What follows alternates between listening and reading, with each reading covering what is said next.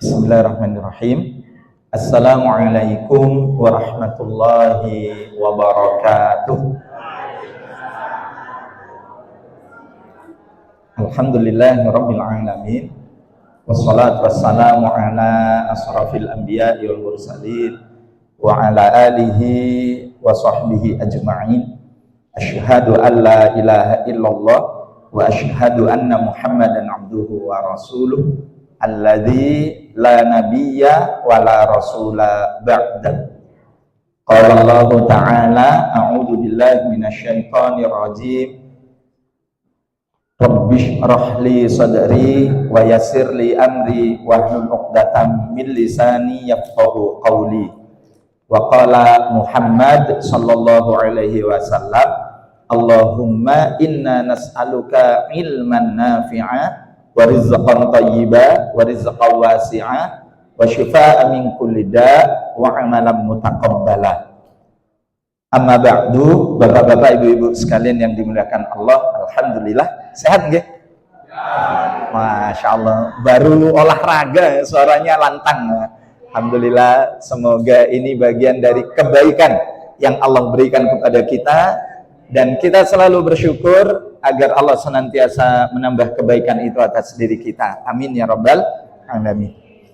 Salawat dan salam selalu tercurahkan kepada junjungan kita Nabiullah Muhammad sallallahu alaihi wasallam, keluarga, sahabat, dan para pengikut-pengikutnya. Insyaallah semoga kita termasuk di dalamnya. Amin ya rabbal alamin. Seperti biasa, untuk nginget-nginget ingatan kita, sekarang tanggal berapa? Oh, 4 Oktober 2025. Yang Masehi, yang Hijriah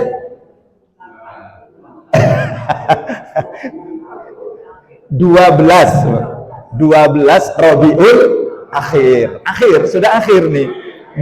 Kalau yang awal kemarin Maulid kita nginget-nginget, sekarang ternyata sudah di 8 Rabiul Akhir, 12 Rabiul Akhir 1447 Hijriah.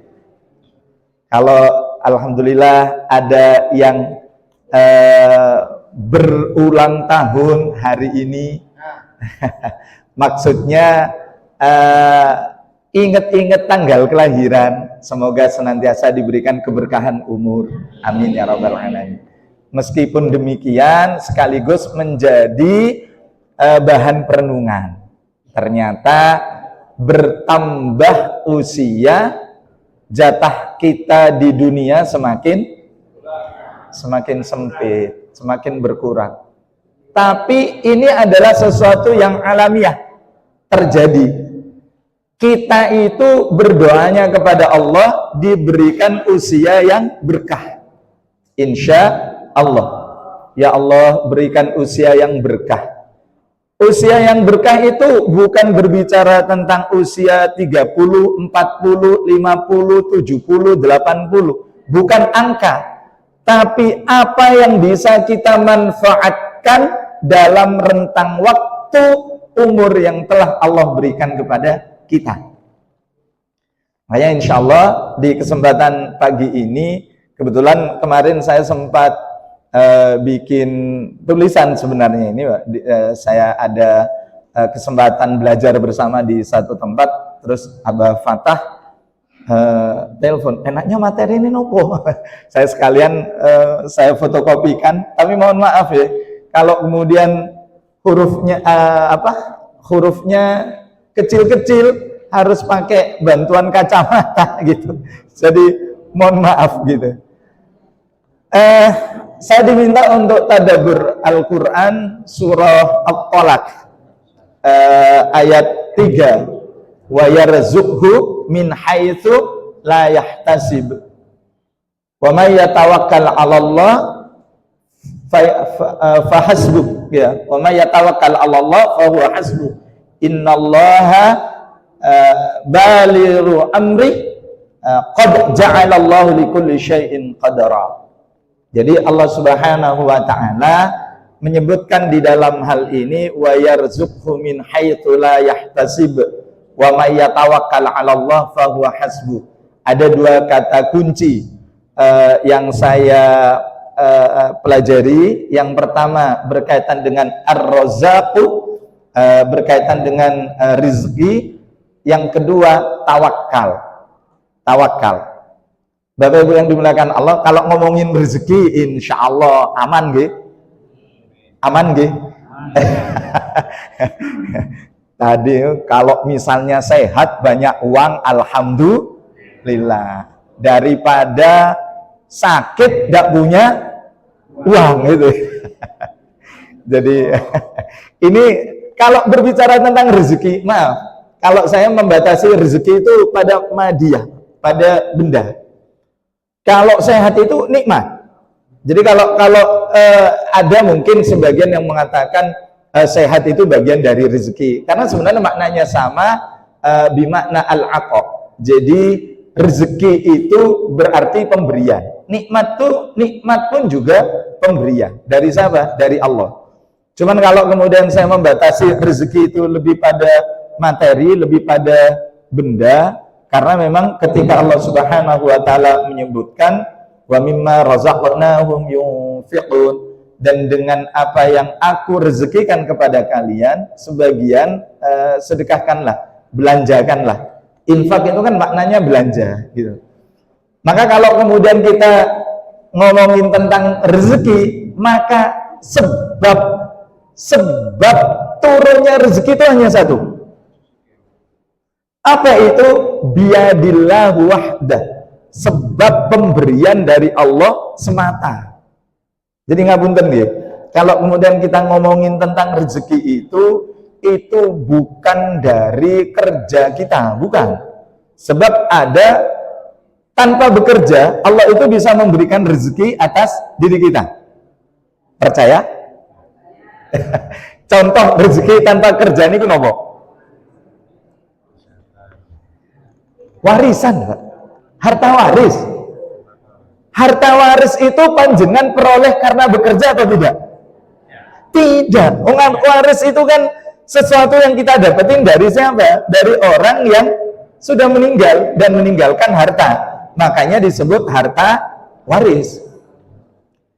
Ada juga orang bekerja, sudah kadung, keringetnya diperes-peres, tulangnya dibanting-banting. Apa ya?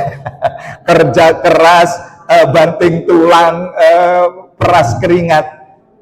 Ternyata pada akhirnya Allah belum memberikan rezeki, maka dia tidak mendapatkan apa-apa.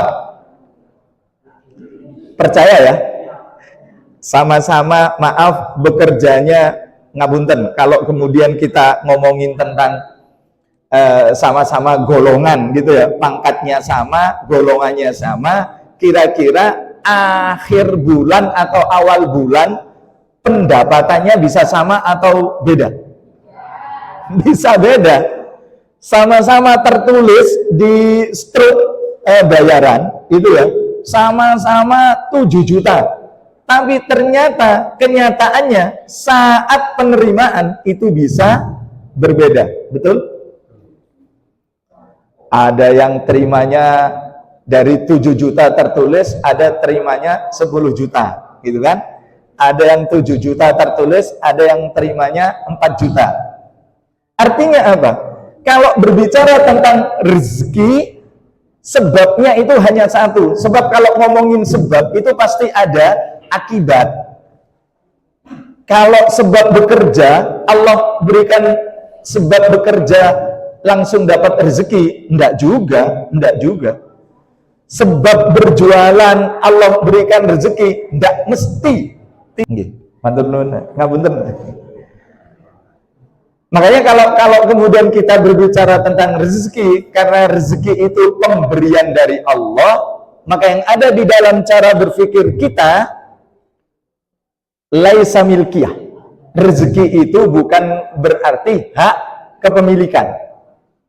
Kenapa? Kalau berarti hak kepemilikan, saya khawatir ketika Allah dawuh anfiqu, belanjakanlah mimma razaqakumullahu, dari sebagian apa yang aku rezekikan kepada kalian, karena kita rumangsa itu bahasa Jawanya rumongso gitu. bahasa Indonesianya rumongso, rumangsa. Karena kita merasa bahwa itu adalah hak milik kita, maka ketika Allah meminta belanjakanlah, kita menjadi berat, kita menjadi abot. Dan ini ada contoh. Ketika Korun itu kenal? Pernah ya dengar kisahnya ya? Korun itu hidup pada masanya Nabi Musa alaihissalam. Korun itu, Bapak Ibu, kekayaannya itu luar biasa. Ketika kemudian Musa menyampaikan kepada Korun, belanjakan dari sebagian rezeki yang Allah berikan kepada engkau Korun, gitu. Apa jawaban Korun? Loh, bagaimana saya mau memberi kepada orang lain yang dia itu tidak bekerja, yang dia itu tidak memiliki sesuatu, sementara yang aku miliki itu sebab kerja keras saya, sebab kerja otak saya. Loh, saya mau memberi kepada para pemalas itu kok nyimut, kira-kira kok enak gitu kan, begitu. Maka kemudian Korun itu semakin banyak hartanya, semakin diingatkan, semakin lupa, sampai orang-orang itu pada masanya merasa takjub gitu. Kalau saja saya bisa seperti Korun. Maksudnya apa? Hartanya banyak, bahkan kunci gudangnya itu disebutkan dalam beberapa kisah itu, Bapak Ibu, yang megang yang megang dikalungkan kepada unta, karena kalau manusia itu kaboten, ngoten lho. Sampai kemudian Korun itu mau pamer hartanya, orang-orang pada takjub, begitu ingin pamer harta, Allah kemudian buka bumi itu, kemudian semua harta yang dimiliki itu tenggelam. Maka orang-orang baru tersadar gitu. Wah, tidak jadi yang mau jadi seperti Korun. Maksudnya hartanya banyak tapi lupa. Makanya kalau Bapak Ibu kalau pas sedang waktu senggang gitu ya, sambil bercocok tanam di belakang rumah atau di samping rumah, tiba-tiba jeduk ketemu harta. Itu aslinya tuh Korun gitu. Harta Korun karena saking banyaknya tenggelam oleh bumi gitu ya. Akhirnya kalau kita nemu itu jadi harta karun, Nanti pernah gitu. Panjenengan tidak usah terlalu nanti berekspektasi harta peninggalan seseorang, panjenengan dimintai fotonya nanti akan dapat sekian persen, tidak usah ya. Kenapa Bapak Ibu yang dimuliakan Allah? Rezeki itu benar pemberian Allah, tapi Allah mewajibkan atas saya dan panjenengan untuk ikhtiar, mengikuti sunatullahnya. Apa sunatullahnya dalam menjemput rezeki itu? Ya, satu diantaranya adalah bekerja. Bekerja itu hanya sarana saja, bukan sebab yang mendatangkan rezeki. Dan bekerjanya itu bisa bermacam-macam, asalkan sesuatu yang halal.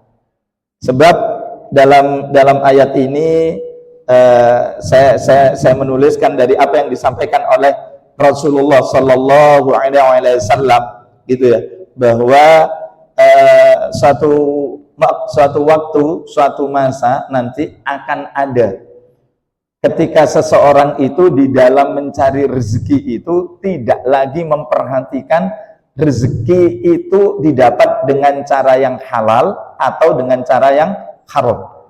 Rezeki itu sama-sama dari Allah.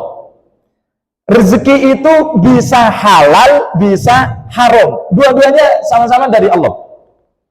Tetapi nanti yang bisa menjadikan rezeki itu halal atau haram, bagaimana wasilah kita, cara kita di dalam mendapatkannya. Hadisnya di situ saya tuliskan ya, di atasnya tawakal itu. Ya'ti 'alan nasi zamanun la yala lil mar'i ma ahaduhum minhu am min halal am min haram. Ada satu masa, ada satu waktu ketika manusia, seseorang itu saat mencari rezeki itu tidak lagi memperhatikan apakah rezekinya itu halal atau haram. Ada kelanjutannya di dalam riwayat yang lain, sesuatu yang halal itu nanti akan mendatangkan keberkahan, sementara sesuatu yang haram itu tidak akan mendatangkan keberkahan. Jadi sekali lagi ngomongin tentang keberkahan. Bapak Ibu ngapunten, menurut panjenengan berkah niku nopo?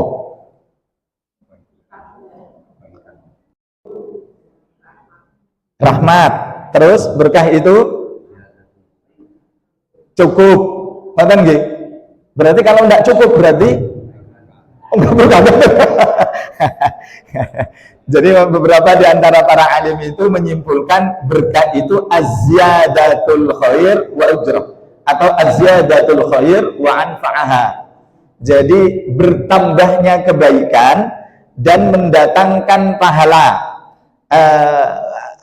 Bertambahnya kebaikan dan mendatangkan kemanfaatan. Jadi kalau kemudian tadi contoh umur berkah itu, dengan bertambahnya umur itu kita itu semakin bertambah kebaikan kepada Allah, semakin mendekat kepada Allah. Dan dari umur yang berkah itu ada kebaikan dan kemanfaatan yang bisa kita berikan kepada banyak orang, bukan hanya kepada kita, tapi manfaat dengan sesama.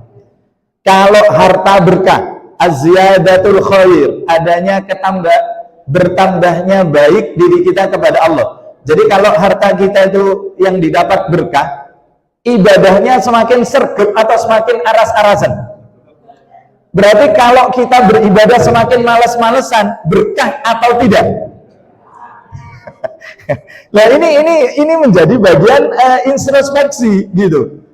Saya kok uangnya banyak, kok sholat kok malah tambah wangil loh. Ini berarti tanda tanya gitu. Karena kalau berkah itu sesuatu yang bisa menjadikan kebaikan kita kepada Allah itu semakin bertambah. Wa anfa'aha, dan dari harta yang Allah berikan kepada kita itu ada kemanfaatan yang bisa kita berikan. Maksudnya bukan hanya cukup untuk kita, untuk keluarga kita, bahkan mungkin untuk orang lain, tapi paling banter keberkahan itu kan cukup untuk kita dan cukup untuk keluarga, kan begitu ya? Karena kata Rasulullah, sebaik-baik sedekah itu adalah pemberian suami kepada istri. Semakin banyak bapak memberi ke istri, semakin itu dikatakan bersedekah yang baik. Alhamdulillah gitu langsung ya. Loh iya, memang demikian. Kalau kemudian kita itu, makanya Islam itu kan adil, Bapak Ibu yang dimuliakan Allah. Bahkan ketika Rasulullah SAW itu berpesan pada saat haji wada itu, ketika di padang Arafah, maka ketika seorang laki-laki itu menikahi seorang wanita, di situ kan tanggung jawab laki-laki itu terhadap wanita itu, sebab dengan kalimat Allah dia menggantikan posisi wali dari seorang wanita untuk siap bertanggung jawab terhadap yang bersangkutan. Maka bapak-bapak yang dimuliakan Allah, tidak perlu kita itu khawatir belum bisa nyumbang masjid, nyumbang musola. Karena apa? Kita harus memenuhi apa yang menjadi tanggung jawab kita atas keluarga. Karena sebaik-baik pemberian, sebaik-baik sedekah, itu adalah pemberian suami kepada istri. Nah, artinya apa? Bapak Ibu yang dimuliakan Allah, Islam itu memberikan pelajaran kepada saya dan panjenengan, sesuatu yang meringankan, bukan yang memberatkan, gitu. Maka kalau kemudian kita itu melihat secara kebutuhan asasiyah, hajatud dururi, kebutuhan pokok keluarga kita itu memang belum sepenuhnya terpenuhi, maka tidak perlu gelisah kita itu belum bisa nyumbang untuk masjid, nyumbang untuk musola, tidak perlu.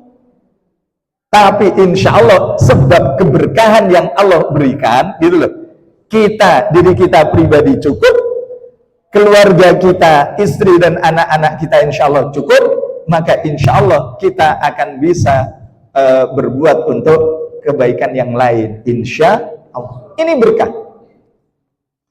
Makanya kalau kemudian kebalikannya, rezeki itu tidak berkah, kata Rasulullah, jika diinfakkan, jika disedekahkan, lam yuqbal, itu tidak diterima. Jadi kalau kemudian kita itu berinfak dengan sesuatu yang diperoleh dengan cara yang tidak halal, katakan haram begitu ya, maka infak yang kita lakukan itu tidak diterima. Kenapa? Kata Rasulullah, innallaha thayyib, Allah itu zat yang maha baik. Lam yuqbala illa bitayyib, tidak menerima kecuali menerima yang baik.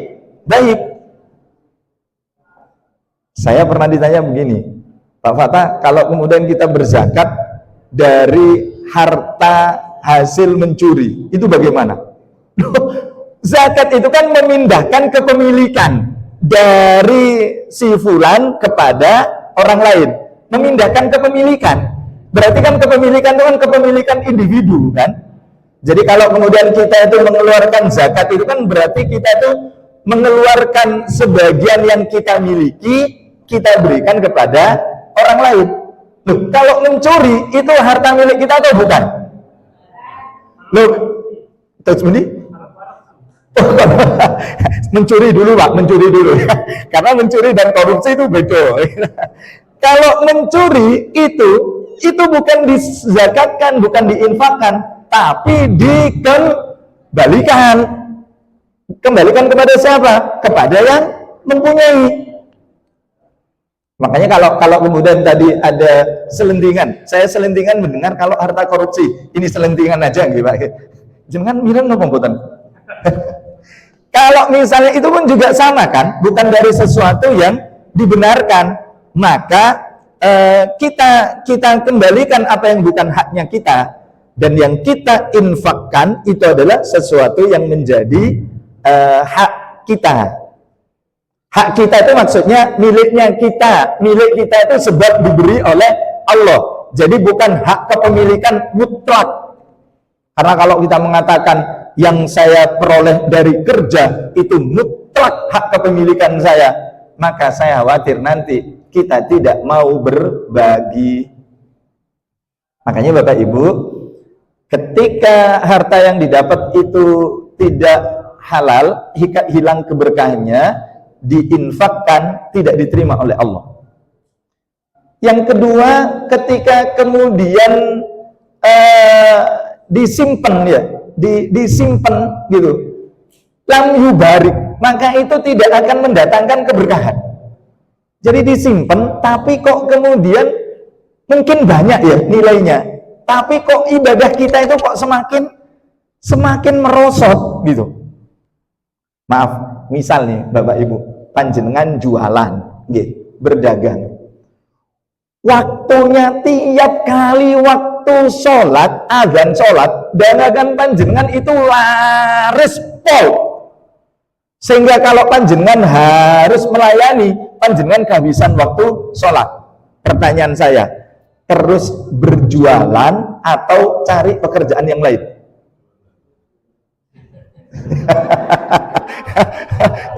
tiap kali kita jualan, tiap kali jualan itu tiap kali adzan sholat mesti laris gitu.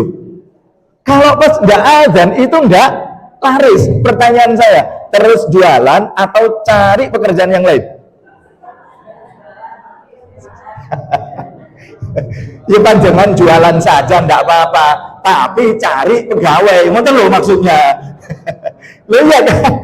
Supaya apa? Panjenengan nanti sholat, pegawai yang neruskan.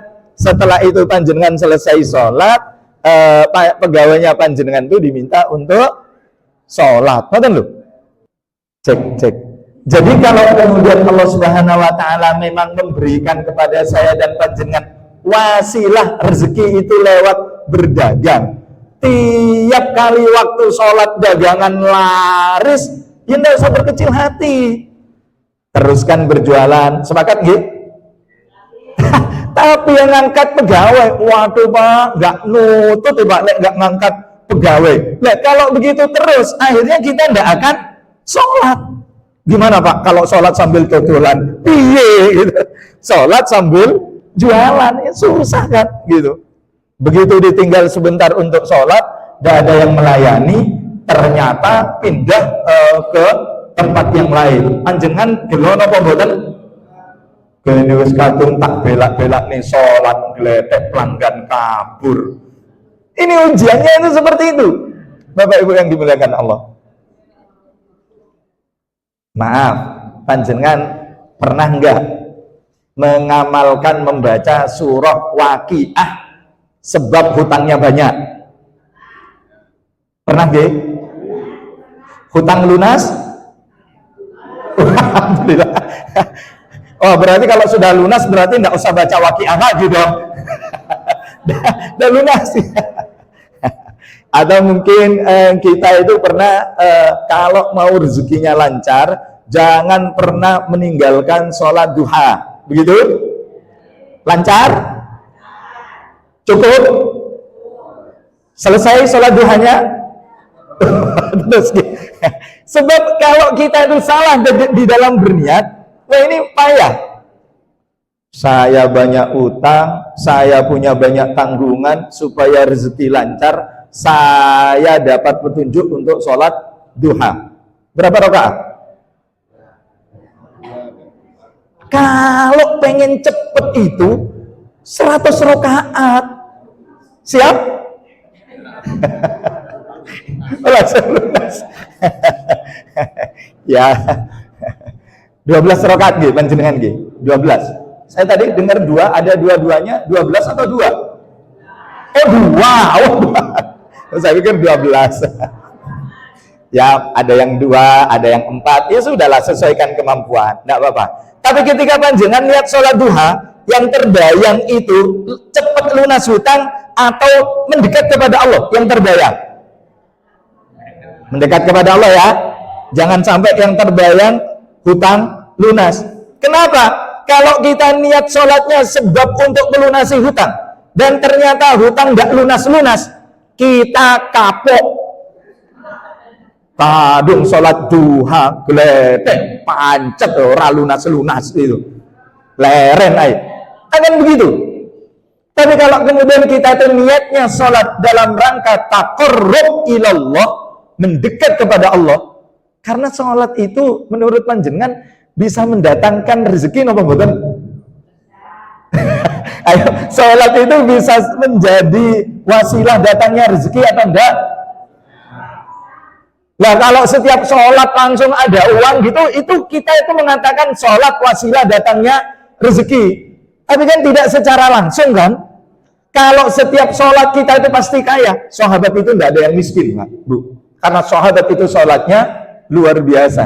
Tapi ternyata sholatnya luar biasa, ada di antara mereka juga yang secara kehidupan hartanya juga terkategori miskin. Ngapunten. Karenanya kita tuh sholat duha, kita baca Waqiah setiap malam napa mboten Waqiahnya? Nggih. Itu ketika sudah lunas atau sebelum lunas? Lunas pun kita bacanya setiap malam. Karena ada riwayat yang mengatakan begini. Abdullah bin Mas'ud itu didatangi oleh Khalifah Utsman bin Affan pada saat itu. Khalifah Utsman bin Affan itu ketika mendatangi Abdullah bin Mas'ud, melihat wajahnya itu sedih, gelisah gitu. Ditanya oleh Khalifah Utsman bin Affan, "Wahai Abdullah, kenapa jenengan itu bersedih? Apakah karena kamu khawatir anakmu nanti sepeninggal engkau itu akan jatuh miskin?" Karena Abdullah bin Mas'ud itu kalau bahasa kekinian itu ASN, Pak, pegawai negeri, pegawai negara, dan bayarannya itu tidak pernah diambil oleh Abdullah bin Mas'ud. Makanya kemudian Utsman bin Affan, kalau memang demikian bayaranmu yang dulu saya rapel, saya berikan ke kamu. Apa jawaban Abdullah bin Mas'ud? Tidak. Saya bersedih itu bukan karena takut sepeninggal saya anak saya itu jatuh miskin. Bagaimana mungkin saya itu khawatir dengan rezeki anak saya? Sebab apa? Allah itu telah menetapkan atasnya, dan Rasulullah itu dawuh, barang siapa yang membaca surah Waqiah, maka dia tidak akan menjadikan dirinya itu mendapati dirinya itu fakir. Tapi makna fakir itu bukan, kalau pemahaman saya, bukan semata-mata fakir harta, tapi fakir ilmu. Kalau kita itu punya ilmu, insya Allah meskipun harta kita itu sedikit, kita itu akan selalu bersyukur. Sebab dengan ilmu itu kita akan dikayakan. Loh, kata Rasulullah, kaya itu kan letaknya di dalam hati kita kan. Rasulullah itu dawuh, seseorang itu dikatakan kaya ketika besok pagi itu ada yang dimakan. Ngapunten, besok aman? Besoknya lagi setahun, wah, sugih men ya panjenengan. Sak sugih-sugih wong. Saking panjenengan tidak masuk dalam kategori manusia terkaya versi Forbes gitu kan. Versi majalah Forbes gitu kan. Lu kata Rasulullah, orang kaya itu besok ada yang dimakan, itu kaya. Padahal kita itu insya Allah sampai 1 bulan yang akan datang itu ada, berarti kita itu kan kaya banget kan, gitu loh. Makanya Bapak Ibu yang dimuliakan Allah, bersyukurlah, carilah rezeki yang akan Allah berikan kepada kita, yang ditempuh lewat jalur yang halal. Kenapa? Karena itu nanti akan menjadikan endingnya kita itu akan menjadi hamba yang selalu bersyukur. Diberi banyak oleh Allah, alhamdulillah. Diberi lebih banyak, alhamdulillah. Gitu nggih? Diberi banyak, diberi lebih banyak. Tambah alhamdulillah. Misal kalau diberi sedikit nih, alhamdulillah, begitu loh. Karenanya kata Rasulullah, kunci kita selalu bersyukur kepada Allah agar kita itu bisa menikmati kesyukuran. Ketika ngomongin harta, lihat kepada yang lebih rendah. Ketika urusan ibadah, lihat kepada yang lebih tinggi. Kalau kita itu berbicara harta, ngelihat orang yang lebih banyak Pak dari kita, Bapak Ibu, kita tidak akan pernah bersyukur. Dan tidak pernah tahu nikmatnya bersyukur itu seperti apa. Kita punya mobil biasa saja, agak lama, tiba-tiba tetangga ganti mobilnya baru. Seneng? Seneng gak? Kenapa? Lama panjenengan sudah ada mobil kok saya nolet ke piye. Oh ngirit, bisa ngirit. Kalau enggak punya enggak apa-apa, seneng iso nonton. Oh wis punya. Ben ngerti Pak, oh empui koyo nopo. Maksud saya, jangan sampai kemudian membuat diri kita itu waduh sokondos malu yo nyicil. Enggak usah. Kenapa? Kita itu lihat kepada orang yang enggak punya mobil gitu loh Pak. Oh, alhamdulillah kita punya mobil kemana-kemana. Kalau hujan dan panas kita tidak hujan dan tidak kepanasan. Oh, tetangga hanya punya motor, lek hujan kita tetap nggak kehujanan karena pakai mantel gitu kan. Ya kepanasan karena pakai jaket, tapi kan kroso gitu. Lek itu kita syukuri. Loh, yang punya sepeda motor jangan lihat kepada yang punya mobil, lihat kepada yang punya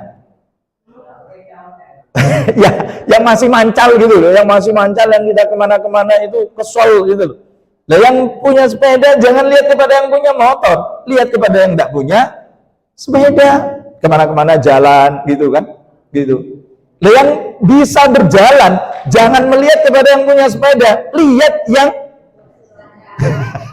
lihat yang kursi roda. Iya, lihat yang kemana-kemana didorong, Bapak Ibu. Makanya maaf, kemarin ketika ada pengalaman haji itu, kalau yang beliau-beliau yang resiko tinggi dan sudah lansia itu kan tidak bisa berjalan gitu kan. Ketika tawaf itu mereka pakai golf cart. Menurut panjenengan tawaf enak pakai golf cart atau enak jalan? Oh gitu. Tapi naik golf cart yo enak pisan nih Pak.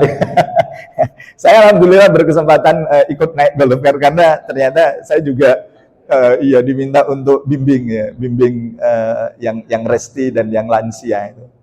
Jadi ada pengalaman naik golf car. Jadi kan tidak mungkin mereka naik golf car, saya berlari-lari. Saya ikut naik golf car-nya itu. Masya Allah gitu. Yang bisa berjalan itu jangan melihat kepada yang didorong, jangan melihat yang bisa berjalan, lihat yang berbaring. Beberapa waktu kemarin, dalam semingguan ini saya kebetulan bertemu dengan 3 orang yang kebetulan sama-sama berbaring.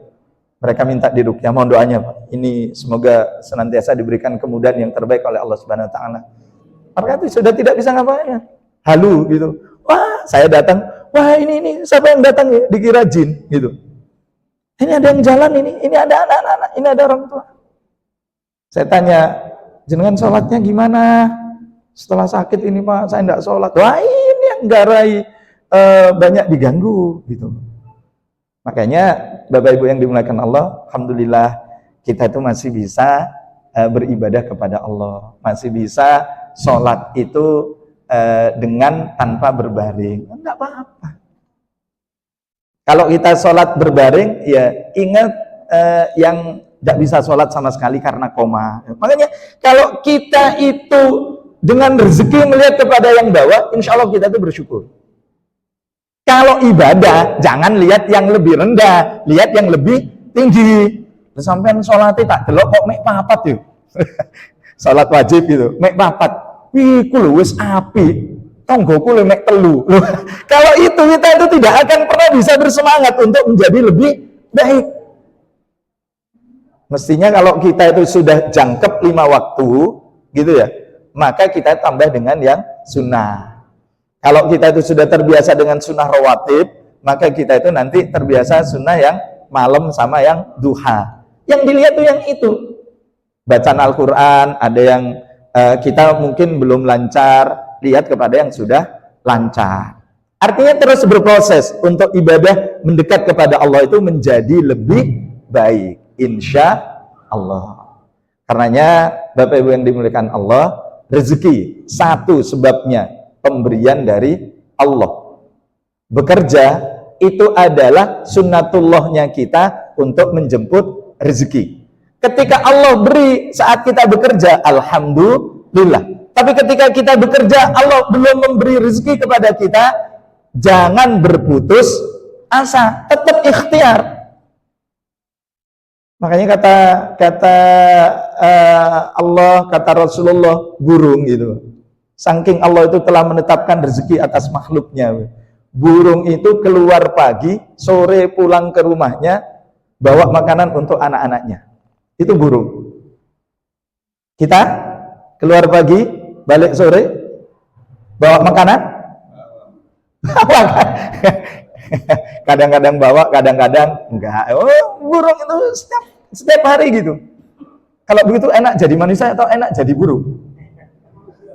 Maksudnya Allah itu telah tetapkan rezeki itu pada masing-masing makhluknya, maka jangan pernah gelisah, jangan pernah galau dengan apa yang akan Allah berikan kepada kita. Makanya Imam Ghazali itu katakan, ketika kita itu hidup di dunia itu aneh gitu, manusia itu. Kenapa? Bingung untuk sesuatu yang sudah ditetapkan. Apa? Rezeki. Padahal rezeki itu kan sudah ditetapkan oleh Allah kan atas diri kita. Tapi kita itu kadang-kadang bingung ya. Sesuk yo opo, seminggu yang akan datang piye. Setelah kita selesai, anakku kok yo opo, putuku piye sekolah, ngoten nggih? Halo? Mbah. Saya tidak mengingkari itu sifat-sifat manusia, Bu. Tapi bahwa kita itu jangan khawatir dengan apa yang sudah ditetapkan. Bahkan rezeki untuk kita itu Allah tetapkan ketika kita umur 4 bulan di dalam rahim ibu kita. Betul?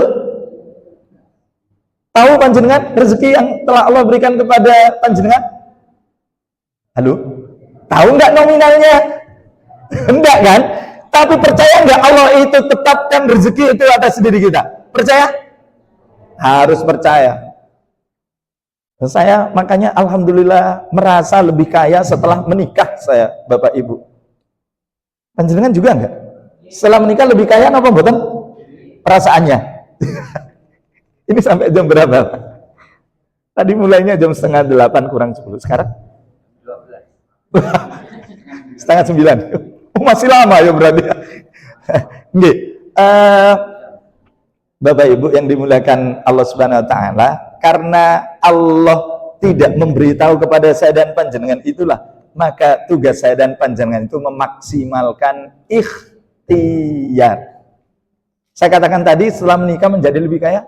Loh, dulu Bapak Ibu, maaf, saya beli nasi goreng itu 1 bungkus dulu ya, pada zamannya itu